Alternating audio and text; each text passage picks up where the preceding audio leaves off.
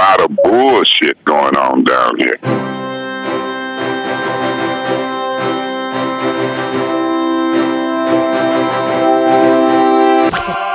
No bullshit.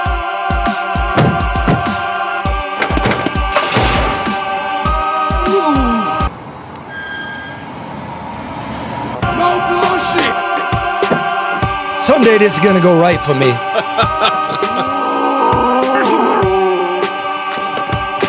Now I can't hear Karen. No bullshit. Somebody shoot. Oh my, let's just end breaking news. No more bullshit. No more bullshit. No bullshit.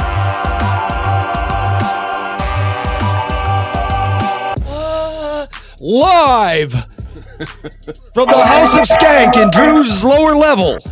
It's the No Bullshit News Hour, where everything we tell you comes true. And everything we touch breaks. By the way, everything I touch breaks. Is it you or is it hey, dude, what's your boss's name again? Bernie? Bernie, you said you're going to fix the freaking internet, Bernie. All I get is some creepy dude sitting here staring at me every show, and the internet doesn't work. Well, now you have two creepy dudes staring at you. I keep promising the audience this thing's going to get better. Oh, my God, stop staring at me. Jesus. Yeah, we got a big show where all the stuff come true. The GOP, the State Oversight Committee found that there's no election fraud. We'll get to that. Biden does a flip-flopperoo on defunding the police. We'll get to that. It is the 7-year anniversary of the shooting of Michael Brown in Ferguson, Missouri. On West Florissant Avenue is our very own Detroit. Nope, let's strike that. Yeah. Comedian St. Louis Red. He's in St. Louis, our sister city today. And a very special guest is Pastor Barry Randolph from the Church of the Messiah on the city's east side. Now, you want to talk about police, you want to talk about equity, you want to talk about personal responsibility. This guy lives the life. I've been making a film for a couple years and he's in it. Really? Yeah, we know. This is the real dude. And as always, the beautiful, the elegant, and the smartest woman in journalism, Karen Dumas. Hi, Karen. Thank you. I'll take that. I'm good. Now, if you could fix the freaking internet in here. Can't do that. No, it's a big one. Let's talk about it. Let's talk about the crime. We are the only news organization, Karen, that's even been doing this for the last couple of years, telling the truth, right, Pastor Barry? Pastor Barry knows the truth. Let's get to it. And by the way, surprise, surprise, Detroit, the most segregated city in America. Yep. And why is that?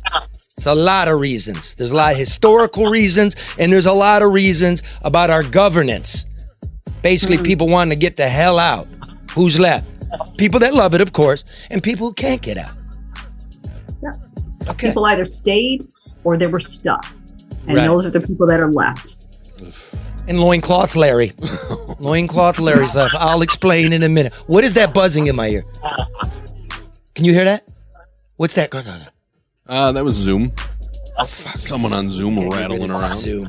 All right, as always, ladies and gentlemen, the No Bullshit News Hour is brought to you by American Coney Island, Detroit's oldest family-run restaurant and birthplace of the famous Detroit Coney dog. Chili, mustard, and Vidalia onions. Downtown at the corner of Lafayette and Michigan Avenue. Can't miss it. It's the red, white, and blue building that I painted. Current hours are 11 to 3 on Monday through Thursday. Open till midnight on Friday and Saturday, and noon to 6 on Sunday. And by the way, they're hiring. Good. One more thing. Send a Coney kit for the 4th of July, right? Put in your order now. Very a dozen dogs with all the fixings delivered right to your grill. Just go to AmericanConeyIsland.com or go to Goldbelly. Yeah, that's They'll right. make a Goldbelly. Karen's favorite site. All right. So, Goldberry. yeah, so let's do this. Let's start with this. The Michigan Senate Oversight Committee, this is some quick news, folks, just quick little bit of news, came out with a report. It's months long, right? Thousands of documents, hours of testimony. They said there's zero credibility to the claims that the election was rigged in Michigan. Even the guy that gave testimony saying he was a forensic analyst didn't have access to the votes. Where have I heard that before? You heard it here. Yeah. Right? You heard it here, Karen. 7 months ago. So what does Trump do? What does Trump do? He immediately starts his, blasting. He called it a cover-up, a method of getting out of a forensic audit. He called, now listen, Senator Shirkey and Senator McBroom are no middle-of-the-roaders. No, not at all. Some crusty, hardcore, right-wing Republicans, right? So what Trump says, they want to, quote, investigate the patriots who have fought for the truth and who are exposing a very possibly rigged election. Stop it. Are we done with it now, do you think? No. Great. Okay. And who gets to say who's a patriot? That's like, you don't get to say you're a patriot. You're making the word sound dirty. Yeah. I'm a patriot. It's like a progressive. What's so progressive about what you're thinking? What's progressive about defunding the police? Yeah. It's not at all. stupid. Backwards. Right? Look at Pastor Barry. Right, Pastor Barry? Let's go. Okay, at the same time, President Biden aims to bolster police departments as homicides and shootings are through the roof. Remember how much was it here? I got my numbers. What was it? $350 billion in COVID stimulus. Never mind stimulating post-COVID. Mm-hmm. Put it to the cops. Do it. I don't get this. Why? That's the switchover? Okay, first of all, do we need the $350 billion since you can just change your mind what we're doing with it? Do we have $350 billion? Wasn't it exactly a year ago today everybody in Congress has taken a knee? Yeah. Okay. So nothing has really changed. So now, put it to the police? Well, yeah, why not? If they want to give us the money, let's put it towards the police. Is that the solution, Karen? You've worked in City Hall, a one-time injection of overtime. No, not a one-time injection. It is not. We need something strategic. We need it comprehensive. We need it community-based. We don't need a textbook page in terms of law enforcement. I mean, we don't. And we cannot keep recycling the same initiatives and expecting different results. That sounds way too hard. Let's just throw money at it instead. You mean a plan? Yeah. A long-term plan. Pastor, how many people? This guy walks the walk, right? This guy... Job training, housing, internet for people that don't have it. The Church of the Messiah is bad to the bone. He's known all over the world. How many people do you know? How many young people, sir, have come through your doors and ended up in the ground from a bullet wound? Oh, wow. I was doing funerals as soon as I got ordained, and I was literally burying children. That's part of the reason why we do all the stuff that we do, was because of the fact of I didn't sign up to bury children. It was more so the fact that I want to come in, make a difference.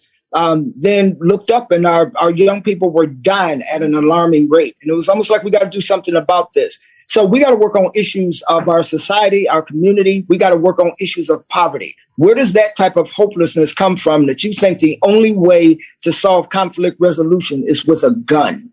So there's other things that we have to do in order to get this problem right. Are we getting ripped off by City Hall and their messiness with contracts and community gardens and roofing projects? Do you see a real strategy to stop death? The thing about it is there's so many, I agree with Karen. There's so many times when folks want to throw money at a project. They want to throw money. What is the hip thing to do? What is the popular thing to do? But we forget about what is the human thing to do. We all look for peace and happiness in our life. And that's one of the things that we want. But we live in a society where we won't bring about peace. We don't really want to have the issue of true racism, systemic racism, the history of Detroit when it comes to racism, when it comes to poverty. Those are the issues that we really need to be talking about. Yeah, we got to figure out a way to pull everybody up. I think everybody in America knows that, right? I just think that. So now, again, look at the leadership. Trump, go away. Biden, get a clue. I mean, we're all over the fucking place, and everybody's dying on the vine out here. No leadership, man. Does it also fall in the laps of those who are responsible for channeling those resources? I mean, people that sit in those circles, whether it's with Biden or whether, to be able to speak up and speak out. I mean, Pastor Barry, have you been in any of those meetings or been around the table with Biden or any of his people to help direct or identify what resources are needed in the city? Well, the interesting thing about it is it always seems like the people who should be at the table are never at the there. table. Exactly. So one of the things that we did was we created our own table. You know, it's always that philosophy or that saying that if you're not at the table, you're on the menu. And so too many of our people are on the menu. And one of the things that we did, we created our own table where we started inviting our folks to the table so that we can make the difference ourselves. Of course, we believe in holding our politicians and leaders accountable. But it was the thing that we have to build a power base, and it's got to be from the grassroots. And so then we started getting everybody, the Rock Clubs, the 501c3s, Ray and Pookie from down the street, Miss Jackson, who've been holding the Block Club together. They all have a voice. And so many times we just quietly built out our power base. We've been buying the land, taking care of the land, building the houses, doing what was necessary, making sure we provide the internet, make sure that we hold the businesses accountable to hire the people out of the community and neighborhood. A lot of that is also personal responsibility of things that we can do without looking to the politicians and law enforcement and big business who can never seem to get it right. Now we look at it like that. Listen, I hate to bring this up, but like Pastor Barry, well, you never believe it. It's beautiful. Come to church there. It's great. Every summer he has a Stop the Violence parade. It's awesome. Cheerleaders, 100-piece brass band, drums, thousands of people just peacefully marching. One of your right-hand women, Frankie, what was her last name? Frankie Marks. Frankie Marks, in my film. Frankie Marks, mother of 7. Works with Barry. Stop the violence. Let's get together. Let's demand more of ourselves. Demand more. The real work. About 3 weeks later, after the parade in 19, she's out at the park. They're having a barbecue, a family celebration. A couple of assholes getting the beef over a pair of Jordan sneakers. Starts shooting. She lays over one of her children to protect the child, and she gets hit, and she's dead. Right, Barry? Yes. Did they ever catch her killer? Not that I'm aware of to this day. Boom. So there is so much to this. There's so much about equity. There's about the internet that Duggan helped steal from the kids. We'll get to that. But there's got to be some price to pay when you're popping off a weapon and you're killing people. It's basic. So, because if you don't, it keeps happening. Yeah, who knows what the guy's done since? Yeah. We all know it. Plenty of examples of that this week. But it goes back to what Pastor Barry said, too. You have a generation of people who are hopeless and who feel as though they have nothing to lose. So they don't care. That's part of what has to either be introduced or restored. So they don't care about the penalty. They don't care about dying. They don't care about the fallout of their actions in their lives or the lives of the person on the other side of the gun. They just don't care. Here's the latest, Pastor. Tell me what you think of this. Hey, folks out there, share. Don't believe the hype. You're now seeing it on your local news. The Operation Restore Order. Right? You seeing this, Pastor? You seeing it, Karen? Mark? No.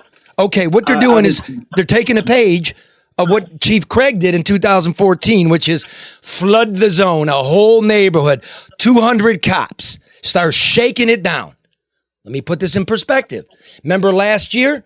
The stop and frisk? Yeah. Stop doing it. Big deal. Right? Stop Doesn't work. pulling people over. Now they're doing it to the whole communities, whole blocks. And I'll guarantee you, it doesn't work. Is that just to make it look like they're doing something? Yes. But again, they're trying That's to the theater of crime fighting. It is. Here's what they got. How about just putting more police out there? Here's what they got. When they, all these dozens and dozens of cops, all the armament, everything. 20 felony arrests, 8 misdemeanor arrests, 410 ordinance violations, 11 firearms confiscated, 20 vehicles impounded, 3 search warrants executed, 314 people questioned, and a variety of drugs, 40 grams or less. So, wow. What we get? Because guess what happened later that night? Shootings. Always. There got to be a strategy, and there's got to be funding. How many times we got to say it? Yes. Karen, I thought you had a really interesting point about these people not caring. Pastor Barry, how do you make young people care about the consequences of their actions? Well, for the most part, I believe that most young people are good, that they are good. They're born into a society that is not right. I mean, we created a society to where you can buy a gun anywhere. We created a society where 40% of the people in Detroit live in poverty. They didn't create that. They didn't create the drug epidemic that's in this world. Those are things that they're inheriting it. They've inherited this, and they want to make a way in the world. And you hear about if you go out, you get a job, you go to school, you do the right thing, all of these wonderful things are going to happen. But when you go into a subpar school, when you're in a neighborhood where there is no economy, where there is no supermarket, you stop and you look and you become hopeless relatively quickly. So one of the things that we have to do is we have to make sure that they're provided the opportunity to be able to soar. So one of the things that we did at the church that we still do, we make sure they have those opportunities. So we created a business incubation center. So if they don't know how to start a business, they can come do that. We created a employment office where even if you're a convicted felon, we will work with you in order to help find you a job. Our marching band that Frankie was in, the mother of 7, who actually helped with our marching band and our drill team and the cheer team, she was part of that marching band. Our marching band over the last 8 years helped to get 409 kids in college. It is a literacy program that actually works through music. So we have to work and figure out the different ways of how to be able to help our kids where they are. Why is the church responsible for this? Well, I got tired of burying children, so I had to look at my personal responsibility. What is it that I could do? I was not going to go out and say God is good and live in a neighborhood that was a war zone that looked like Beirut, like somebody dropped a bomb on it, where there was no jobs and no hope, and yet and still we say God is good. That to me is spiritual malpractice. And Detroit has 4,000 churches, so this should be the holiest place on earth. So we got to find ways of being able to work together to be able to figure this out.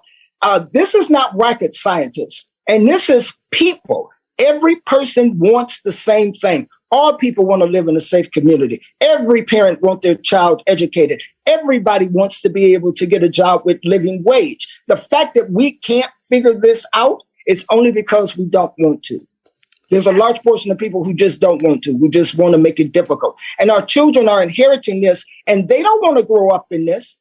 This is not their fault. They did not create this. Now, of course, if you do something wrong, there's personal responsibility that you have to be able to take. But this is a systemic problem that we literally can't solve if we really want to be able to do it.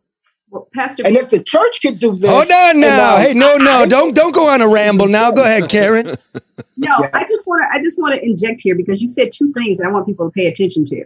We got 4,000 churches here. We have more churches, more liquor stores, and more nonprofit organizations than we need. But someone, I monitor our social media while we're doing the show, and in part, they have a lengthy message from Kenneth Reed. And he says, Pastor Barry is a great man who truly deserves more recognition for your efforts. He said that I guess they ran into they ran into something with their program. You generously opened up your facility and rescued the program, and many teenagers benefited. I say that to say you are doing what everybody should do, and it should be for the greater good and not for personal gain. That to me is the biggest holdup of us progressing as a community. You know where when we got Jordan, our young good dude. We all helped him get a car and everything. He's working, taking care of his younger brothers. I met him at Pastor Barry's church. Pastor Barry find a young guy that's got stuff, who wants to do something and has no direction, and he gets him through. I submit to you, everybody, that on every corner of every street in this entire country, there's a flower waiting to grow. It just needs some human water. That's how we're going to get out. I was speaking at a library once, and this lady came in and she spoke before me, and she was clutching her purse, and she was talking about how uncomfortable she was. Like how we have to stop being afraid of our young people, and we have to stop penalizing them for not knowing what we have not taught them. Like you look them in the eye and speak to them. If you see them, if they're doing something wrong, hey, you got to reach out to them and say something, engage. They want to be cared about. They probably don't care because they think that we don't care about them. Right. And all the shit gets stolen, doesn't it? All these politicians and these parties. It's like a fraternity and sorority. Everybody's really cool and got all these great ideas. And then the money evaporates. And the kids got nothing. It's just, isn't that true, Pastor? Isn't it? Yeah, the thing about it is we got to find another way of being able to do this. There's so many things that don't work. There's so many things that don't work, but we keep trying to make these same things that don't work, and that is the definition of insanity. We have to find new ways to be able to do this. But I just want to say, too, that at the human level, there's so many people who are qualified to be able to help. Those people who can bring the help, those are the ones, they don't get the money. Pastor Barry, have you ever had somebody in government or leadership say, "I'm going to do this for you," and follow through on it? How often does that ever happen? That don't happen for the most part. Lately, we've been getting the foundations that come, and we're trying to work within the government because we've been teaching our young people. Like, for instance, I'm so proud of them. Just so you all know, Church of the Messiah is a mixed race congregation of a little over 300 people on average. Our congregation is Black, white, Latino, and Asian. It is 60% Black male under the age of 30. Wow. 60% of our congregation is Black male under the age of 30. Everybody always say, how did you get so many young Black men to come to church? They don't reject God. They reject the package of church. They're cynical. They want the greatness, the power, this, that, and the other. They don't know how to go get it. And the powers that be a lot of times become the obstructionists because we kind of take away their humanity and we try to compartmentalize it and we try to make it a program or something that's dealing with outreach. But it should be just because they're human, because they showed up on the planet, that they're worthy. We should look at them because you come from the east side, because you come from a neighborhood that's not part of a project that's going on. That shouldn't be the reason why you get anything. It should be because of the fact that you are human and you deserve these things. Those are the things that we really got to. I agree with that. That's what I want to say. Progressives, Black Lives Matter, patriots, conservatives. I'm with you all. We all want a more perfect union. We want a better way. I think it's got to start with calling the government into account. That's the binding force. And you hear it time and again, whether it's the Wall Street Titan or it's the street pastor. Man, we're getting screwed. And we all know. We know it from the nursing. We know it is rotten. So I'm going to do my rant, which of course is brought to you by Luke Nowacki. Overreaction, ladies and gentlemen, is not a strategy for the long-term financial health of you and your family. You need a plan. You need focus. You need someone to listen to you that understands how you want to grow old, what kind of assets you have. Do you want a house? What you should do with the house. Right? How you going to get there? You call Luke Nowacki at Pinnacle Wealth at 248-663-4748. That's what they do. Remember, don't guess. Don't gamble. Don't cross your fingers. Praying's good, but a lot of times Jesus doesn't come. Take care of yourself and yours. Luke Nowacki, Pinnacle Wealth, 248-663-4748. All right. All right. I have a friend who works downtown. He sometimes opens the store first thing in the morning. Now more than ever, he finds lunatics and drunks flopped out in the doorway. He asks them to move. That's when things get surly. Some howl, some threaten, and that's how it goes when the ill don't have their meds. One guy, let's call him Loincloth Larry, walks around naked except for an oversized bandana tied around his junk. So my pal calls the cops. Sometimes the operator puts him on hold. After 5 minutes, he'll hang up and call again. Sometimes nobody answers. Now, I don't want problems, my pal tells me. I don't want to end up on the news. So sometimes he delays opening the store and sits in his car waiting for the bare-ass buckaroo to grow hungry and amble on down the road. It's best not to look backwards in America. There's no future in that. But then again, is this what our future looks like post-COVID? What's going on around here? What's the plan? Rent is too damn high. Gas is too damn high. Food is too damn high. Homelessness is too damn high. And crime is a goddamn outrage. In the wake of George Floyd's murder, we've had a year of strident calls across the country for defunding the police. Our own goofball congressional representative, Rashida Tlaib, went so far as to tweet, "No more policing, incarceration. It can't be reformed." That's true. Idiot. And talk like that has had its debilitating effect. It should be remembered that Detroit cops have been heading for the door since they were partially defunded in the city's bankruptcy settlement, and hundreds of others have beat it for other jurisdictions. Officers are overworked and undermanned.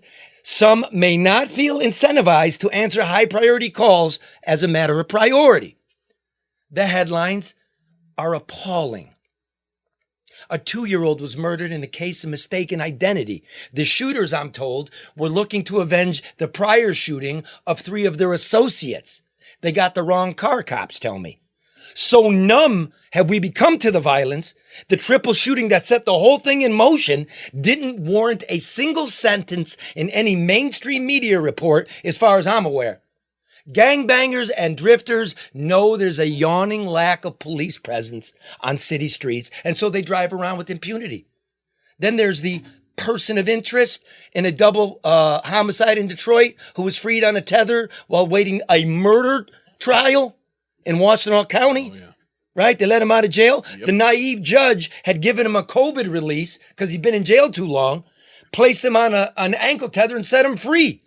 But wouldn't you know it? Guess what alleged murderers do when they're let out with an ankle tether? Guess what they do? They probably don't follow the law. They tend to cut the tethers off, which is what he did. And no one in a position of authority appears to have made it a priority to track down this person of interest. So he turned himself in. There's no great sleuthing. Yeah. Last year was the bloodiest year in America in a quarter century, and it's worse this year. Detroit, by my calculation, will again rank as one of the nation's most violent cities. And who are the victims?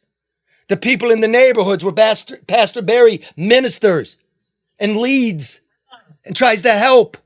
Those who call 911 and are put on hold. Chief James Craig is retired. He's off to greener pastures and a run for the governor's office, I think, if he can manage to get his act together. Chief James E. White was named his interim replacement. And while White has reinvigorated the department with his professionalism and his attention to detail and his Operation Restore Order, there's no real long-term plan in Detroit to do much about crime besides throwing a few Biden bucks at the police for overtime. But who's working that overtime? The police who are already working the overtime. Remember, they're working double shifts. And remember, this is an election year.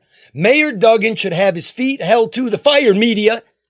More than 500 children have been shot since he took office in 2014. We're the capital of that, by the way. Unacceptable. All the while, billions of public dollars have gone to sweetheart contracts, developer subsidies, and the mayor's bloated bureaucracy.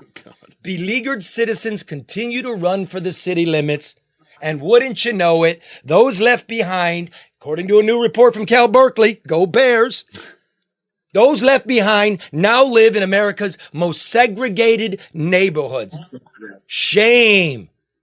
As for the bedazzled man in the bandana bloomers, yeah, Larry, the police showed up, what's today, Friday? Yep. Yesterday morning, with a mental health worker at their side. Okay. So thank you, Interim Chief White. But by the time the cops arrived, loincloth Larry had shambalone down the boulevard. So I have a feeling he'll be back. Let's review. Wow. We need, remember, like when all white people go crazy? See, Yeah. Black people shoot each other. They think they got a legitimate reason, like there's a beef. White people get them, just go crazy and just shoot a bunch of people they don't know. Yeah. Right? And at one time, yeah. Yeah. Yeah, I know. It's the truth. Yeah. We talk about, hey, it's not the gun, it's mental. I shouldn't laugh, but it's true. It is true. I know. Okay, remember the mental health shit we were talking around last cycle? Yes. The hospital, the mental health. Have they fixed it yet? Well, look at Loincloth Larry. I guess not. So now we got $350 billion. We're supposed to help the mentally ill. We're supposed to defund the police. Now we're going to fund the police. Now what are we doing? Karen, Barry, what are we doing? Is anything changing? No. No. It's not. It's really not. And the thing about it is, Charlie, and then I'm going to, Pastor Barry, I want to hear your perspective. It's like nobody is holding anybody accountable, meaning if they don't talk about it, the average person doesn't think about it, or it's not reminded of them. Like you said, we've been dealing with this for so long. Nobody knew that there are 500 child gun Yes. for this administration. Nobody's talking about the loss of population, which was something that this administration, this mayor said, hold him. That would be his method of measurement. Nobody's talking about the fact that we've got a large city that is built for too many people. We somebody mentioned in the comments, Dave Bing tried to look at restructuring and downsizing the city, and nobody wanted to do it. We are not functioning in a capacity where we will be productive, and nobody cares. Nobody cares. Hello, Nobody wants Flint. to talk. And also, too, the other thing that we need to look at is so much in these communities, as you look at violent crimes, there's so much untreated trauma in Detroit. We don't get to the root causes. We deal with a lot of untreated trauma. If you think about this, I'm going to just throw a number out there, 300 murders in Detroit a year, pre-COVID, before COVID. And you stop and you think about all these murders. And you have all these family members who are dealing with that murder, crime, violence, and then their friends. And you keep multiplying this every year, multiplying this every year. There's so much anger. There's so much depression. And people don't know what to do with that. A lot of people feel as though there's almost like a dark cloud happening in our communities and neighborhoods because people don't know where to go with all of this untreated trauma. It's insane, man, because, like go to the suburb, go to the bagel shop. There's a little old wizened white man who wants to punch your face out because he doesn't want to stand in line. The whole shit's going crazy. Yeah, but calm down. We need a plan if anything's going to change. I don't know. Is St. Louis Red out there? Hey, Red. Is he out there? St. Louis Red. Okay, I want to. Speaking of things changing. Look, this is the deal. Red's brought to you by ADR Consultants. And everybody knows about ADR, don't they? I do. I know what the A and the D and the R stand for. What do they stand for? I think you said ethical, honest, and on time. Let's put it this way. I'm going to do it in a different way. When the police need help with technology. Yeah. Who do they go to? When you need to know who shot up whom on the east side, and you got to run data, and you've got your camera system, right? Yeah. All of this stuff. How do you think that gets put in place? I have no idea. Who does things like that? Is there anybody I can call? ADR.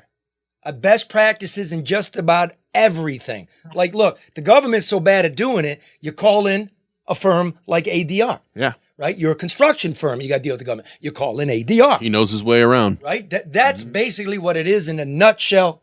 Right? You're going to give Barry Ellentuck a call. What's his freaking number?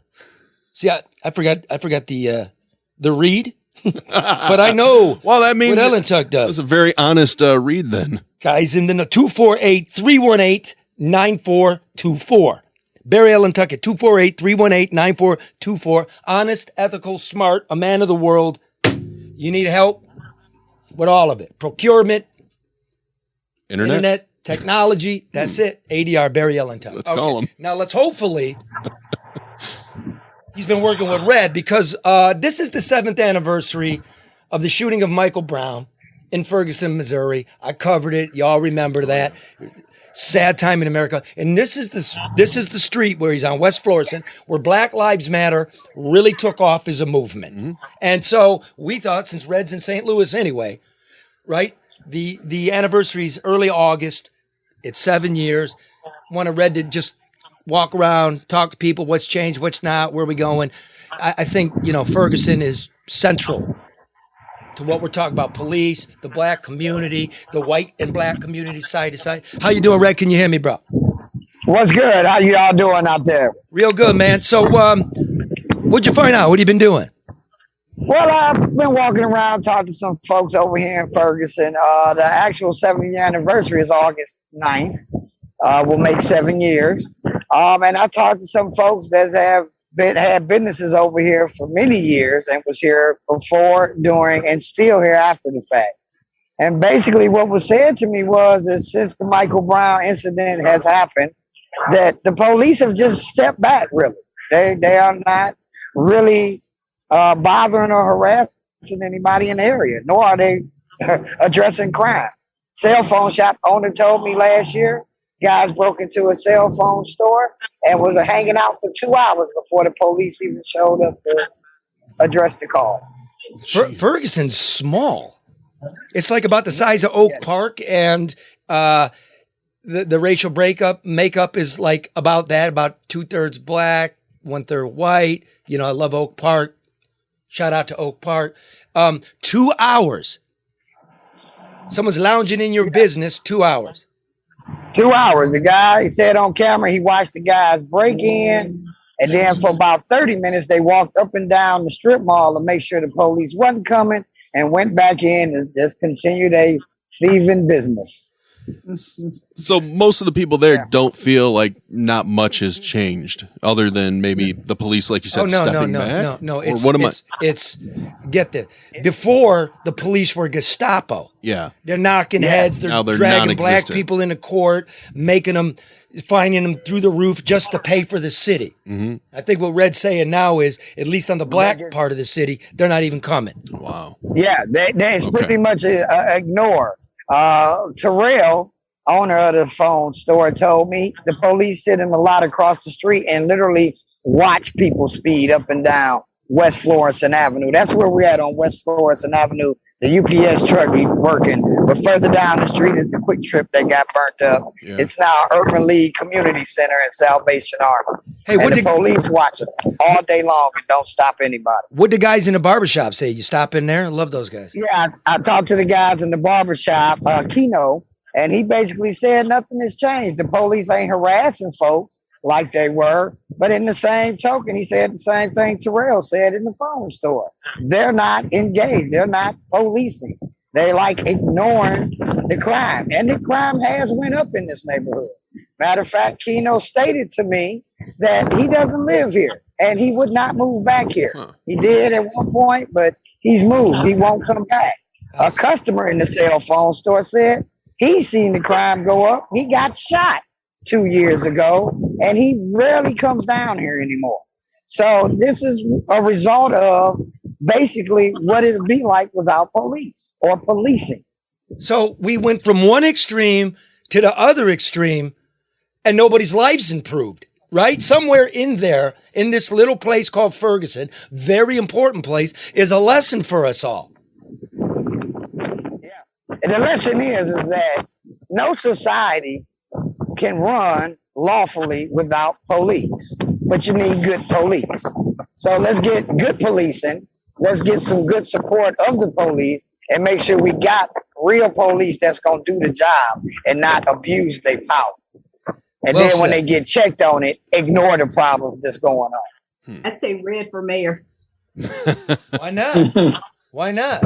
Red's a guy in the streets. Red's telling truth. Well, isn't that what it takes? Someone who's in the streets?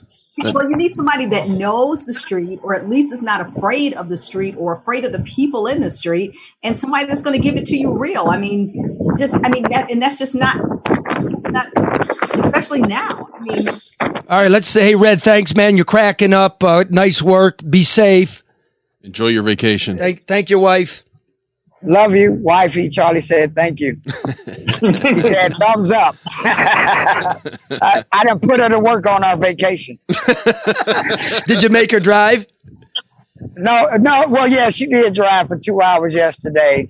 And then 3 hours. I'm sorry. It was 3 hours. I was just informed.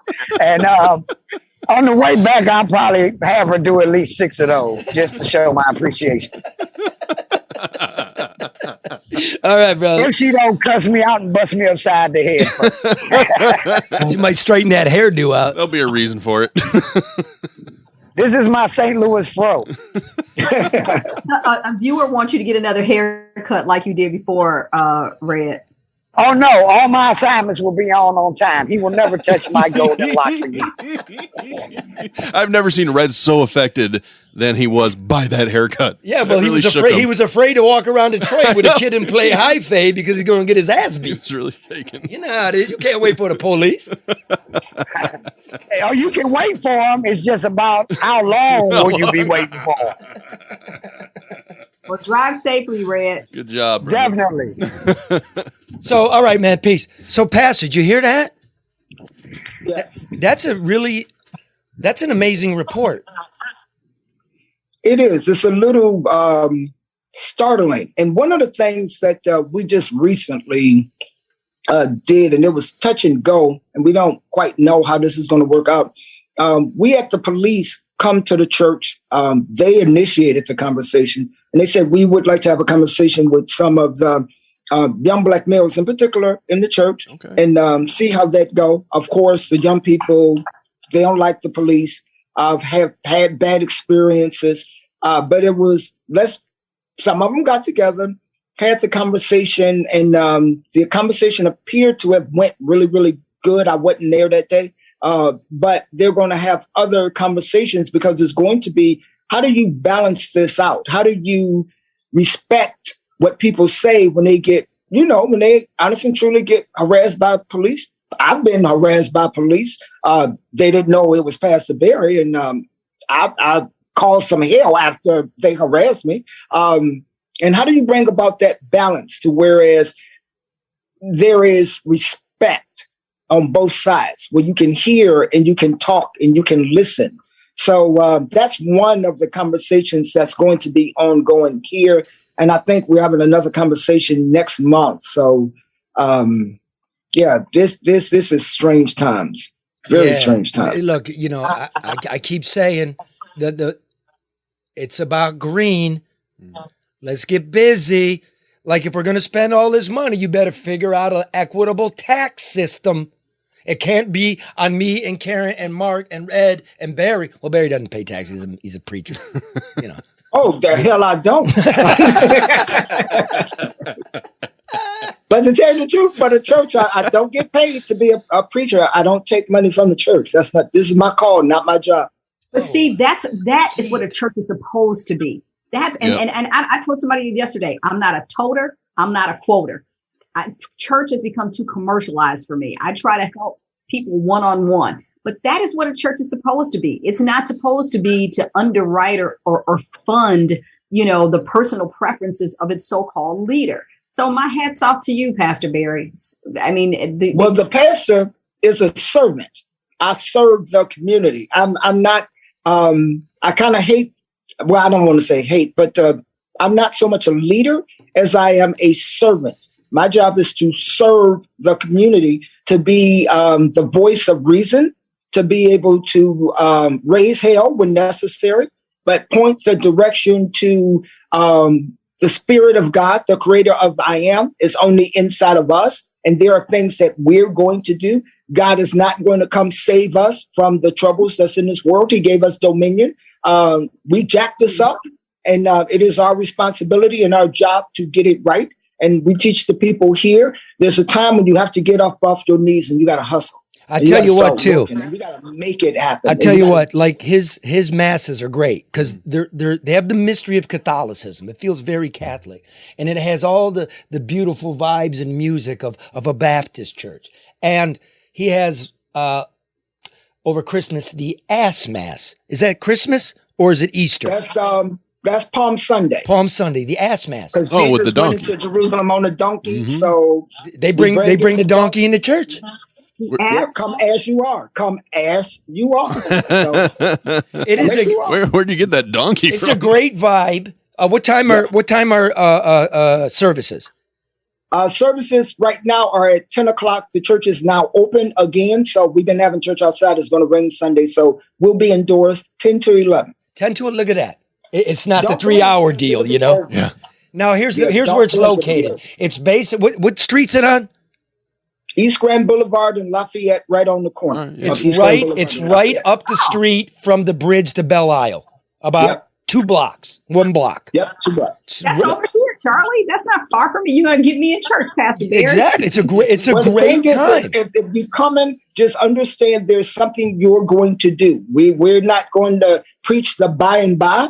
The kingdom of heaven is already built. It's earth we got to worry about. So our thing is, how do we do that? How do we take our responsibility? It's 2 things we believe. One, what Muhammad Ali said. He said, when the mission is right, the odds don't matter. So we don't pay attention to the odds. The mission of making sure that people have clean water, the mission that they have housing, education, the pursuit and the right to happiness and safe communities, the mission is right. So don't pay attention to the odds. The other thing that I say at our church is when the people of God stand up, stupid will sit down. The reason why stupid stands up is because we're sitting down on the job. So we need to get up off our assets, the assets of our responsibility, the work that we need to do, use the power that we have, and make it happen. I thank you, brother. Is a no bullshit preacher, man. Okay, I love you, man, and you can hang with it. I admire you. I admire what you're about and what you've accomplished and what you're doing. And maybe, see, a guy like you would be a waste in City Hall. We don't need that. We don't need you behind a desk. So, listen. So, look, I'm going to give you now a little inside scuttlebutt. Ooh. A little inside political scuttlebutt. Scuttlebutts are fascinating. You're going to want to hear this. Give me the... Which one do you want? Da-dee. This one? Yes. This from the No Bullshit News Hour, brought to you by David Hall Mortgage. Now's the time. Rates are at an all-time low. Refinance that house, right? Get out from under the debt. Skip a couple of payments. Lower your note. DavidHallMortgage.com. 248-308-5000. 248-308-5000. Hurry, people. They'll do it fast for you, too. All right, here's what I got. What do you got? Yeah, I wanna hear Speaking about of the scuttlebutt. preaching. Yeah. Do you remember former Mayor Kwame Kilpatrick went to Little Rock? Unfortunately, yeah. And he preached. Yeah. Well, the next day, guess who he had a quiet breakfast with? Mayor Mike Duggan in the Eastern Market. That's confirmed.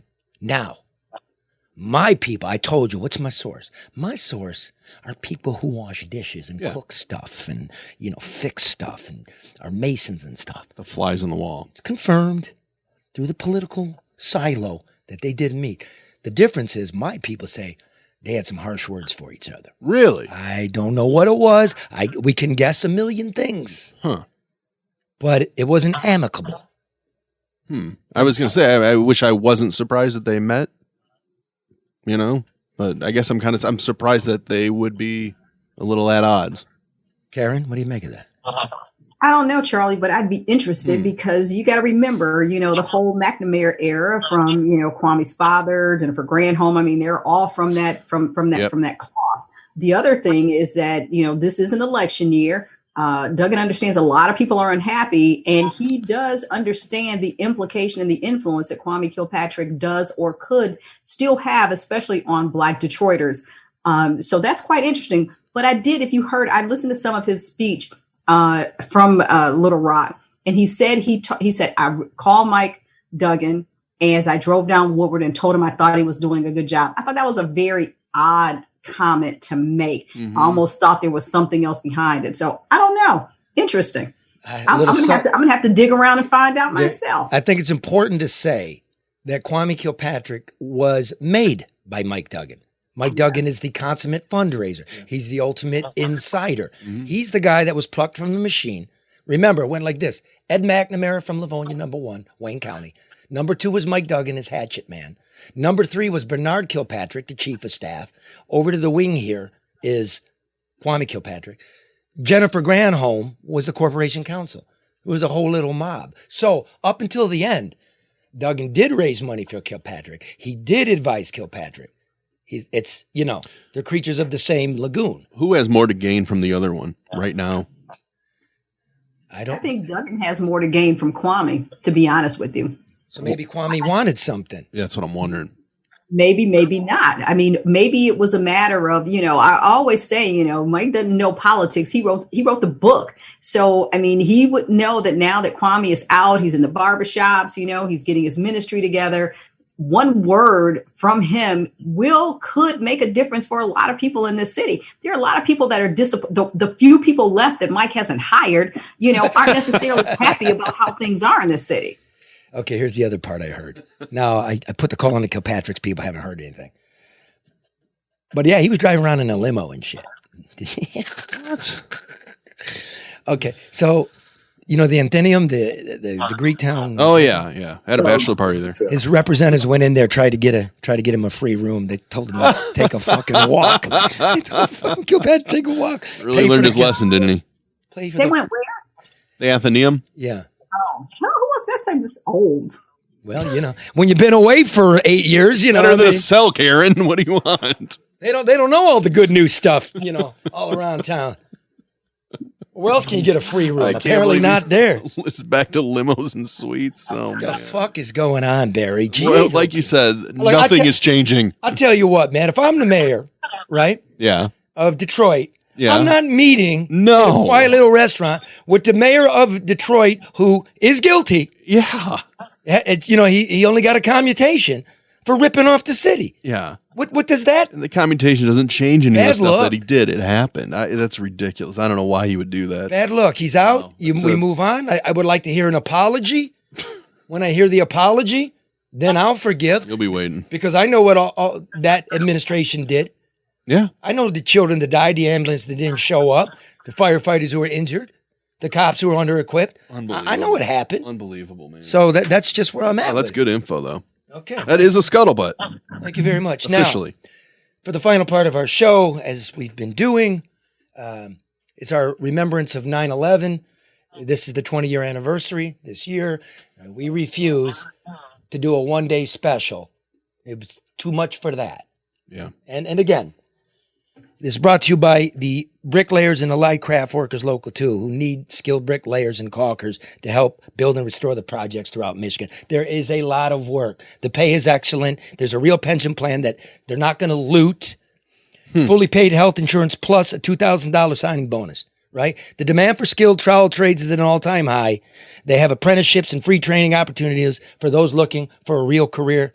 Just go to bricklayers.org and click Join BAC. Right in the middle of the site. Tough job, but a great job. Thanks for sponsoring us. Okay, listen. Remember a couple of weeks ago, I told you about Bernie Heron in Rockaway. Yeah. And 90 people in the Rockaway Peninsula died. His son died. Yeah. Okay, this is Bernie Part 2. This is 2 months later. The Harbor Lights. The bar. He owns a bar. Fireman's Bar. Okay? So this is almost 2 months to the day of the last story where I left you, where it was the gloomy eyes. Yes. Bernie Heron knew something was going to happen. He just knew it, and he'd been saying so for the last few weeks. It's important to say a few things here about Bernie, whose son Charlie died in the World Trade Center massacre. He lost many old friends from the fire department there. He lost many friends from the neighborhood there. The cook at his bar, Harbor Light, lost his brother there. Their brother lived above the bar. 9 weeks after the attack, Bernie was not convinced that dawn had broken on his nightmare. Then, last Monday morning, American Airlines Flight 587 fell out of the sky and crashed kitty-corner to his bar on Newport Avenue near Beach 130th Street in Bell Harbor, Queens. As one side of the block burned, people on the other watched in horror. A retired fireman, Bernie made his place available for the rescuers who were pulling charred bodies from the wreckage. Drinks were on the house, and Bernie had had plenty himself. No one passed judgment on him but to say, Bernie is one of the best damn men ever to have walked the shores of the Rockaway. The bar grew full as the day wore on, as the firefighters were dismissed, and the fire dissipated to smoke, and smoke became dust, and the dust became particles. They drank by candlelight and a lamp lit by a generator, and somehow the beer stayed cold. A haze of cigarette smoke and fuel vapors hung like stiffened laundry. The chief walked in with his white helmet and started barking orders. I thought I told you men wearing bunker gear to get the hell out of this bar, the chief growled. I don't want to see men in uniform drinking. Now clear out. His timing and his tone struck the firemen as extravagant and overdone. And though the men were aflame in adrenaline, they were obedient to the chief, who was a small but intimidating man. All this job is anymore is pulling bodies, said a fireman in bunker gear as he filed out the door. Any more and I'm going to crack up. A small trenchant man, a firefighter who was not in uniform, shouted unpleasant things about the chief's mother. And at this point, Bernie Heron, the fine man from Rockaway, stepped in the middle. Come on, this is a fireman's bar, he told the chief. Take it easy. Bernie, the chief said, I love you, but stay out of this. Looking into Bernie's tormented eyes, the chief hugged him with his hands and walked out. Life will go on. We'll be okay, Bernie said to the firemen. Now finish your drinks. Never forget.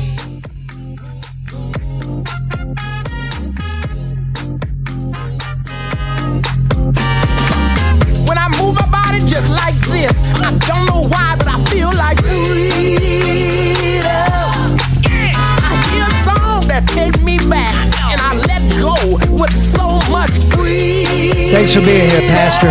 Appreciate it. Try love one night.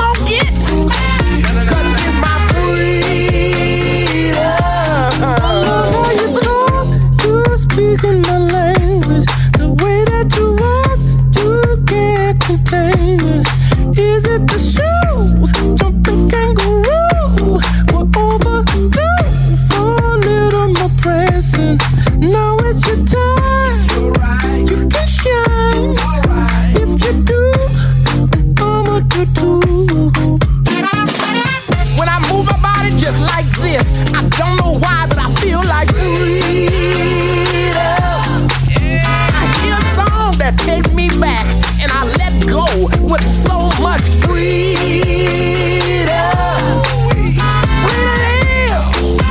I'm gonna get, 'cause it's my freedom. Down and to get back up. If someone's around, let him look. You can't stand still. This ain't no drill, more than cheap thrill. Now it's your time. You can shine. If you do, I'ma do too. 'Cause when I look up to the stars, I know exactly who we are. 'Cause then I see you shine, you're shining, you're shining. Everybody come on, everybody come on now. Everybody. I'm up to the dance floor with the whole team. With the whole team. Let me see you wobble. With the whole team. With the whole team. Let me see you shake. Your ass for give you the whole shit. I'ma give you the whole shit. Let me see you wobble. With the whole team. With the whole team. Can you make it break? Yeah. Oh yeah. Let me see you wobble. You do, I'ma do too. Come on now. Everybody. I'm up to the dance floor with the whole team. With the whole team. Let me see you wobble. With the whole team. With the whole team. Let me see you shake. Your ass for giving you the whole shit. I'ma give you the whole shit. Let me see you wobble. With the whole team. With the whole team. Can you make it break? Yeah. Oh yeah. Let me see you wobble. You do, I'ma do too. When I move my body just like this, I don't know why, but I feel like freedom. I hear a song that takes me back, and I let go with so much freedom.